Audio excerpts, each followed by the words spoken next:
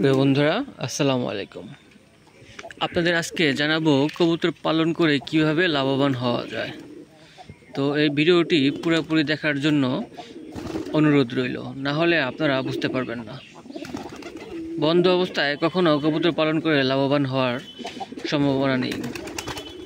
লাভবান হতে গেলে আপনার কবুতরকে ছেড়ে পালন করতে হবে। সেক্ষেত্রে আপনার অনেক দিক দিয়েই প্রফিট হবে। 4টি নিয়ম আপনাদের আজকে আমি বলবো, যেটা খেয়াল রাখলে আপনি অবশ্যই কবুতর পালন করে লাভবান হতে পারবেন।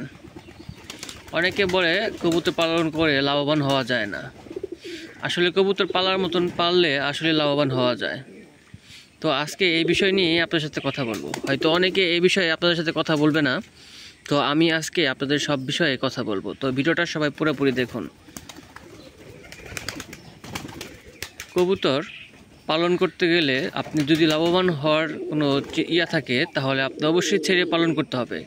কারণ ছেড়ে পালন করলে আপনার খাবার খরচটা খুবই কম হবে এবং ওরা বাহিরে ওদের যে খাবারের চাহিদাটা সেটা ওরা পূরণ করে নেবে এবং আপনি অল্প পরিমাণের খাবার দিলেই সেটাই হয়ে যাবে এবং ওরা বাইরে থেকে আরও প্রয়োজনীয় খাবার ওরা খেয়ে নেবে।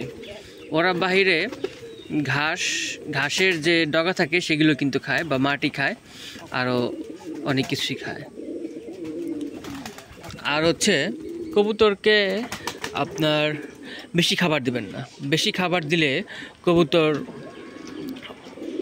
আপনার ডিম পাড়া বন্ধ হয়ে যায় এবং কবুতর স্বাস্থ্যের দিকে অনেকটা হয়ে যায়। তো তখন আর ডিম পাড়া থেকে ওরা খুব একটা কম হয়ে যায়।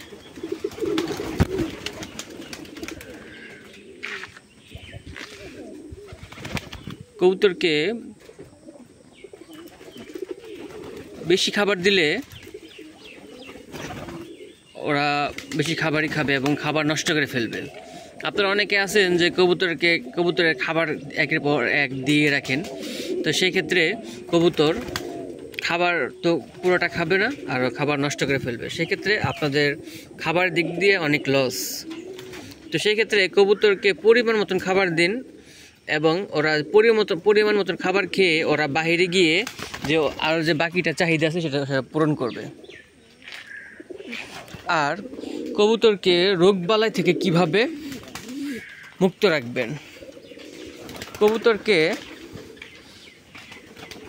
সুন্দর একটা পরিবেশে রাখার চেষ্টা করুন এবং খাবার ফ্রেশ এবং ভালো খাবার দেওয়ার চেষ্টা করুন, তাহলে কবুতর অসুস্থ হবে না। খাবার এবং পরিবেশের কারণে কবুতর অসুস্থ হয়ে থাকে। তো সবসময় খেয়াল রাখতে হবে কবুতর ছাড়ার পরে সকালে যে কবুতর যে পায়খানা করতেছে সেই পায়খানার অবস্থাটা কেমন। যদি পায়খানার অবস্থাটা খুবই খারাপ থাকে তাহলে আগে থেকেই আপনাকে ট্রিটমেন্ট নিতে হবে। না হলে কবুতর একবার অসুস্থ হয়ে গেলে সেই কবুতর আর সুস্থ করা খুবই কঠিন বাস্তবতার মধ্যে পড়ে যায়।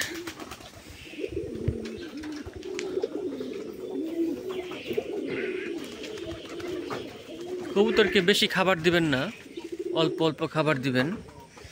অনেকে আমরা আছি যে কবুতরকে খাবার বেশি করে দিয়ে রাখি, এটা আসলে ভুল। ওদের বেশি খাবার দিলে ওরা খাবারটা নষ্ট করে।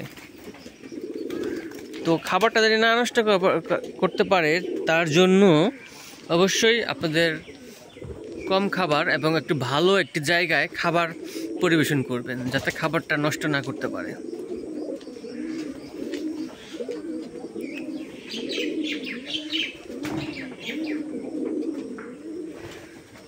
তো সবাই ভালো থাকবেন, সুস্থ থাকবেন।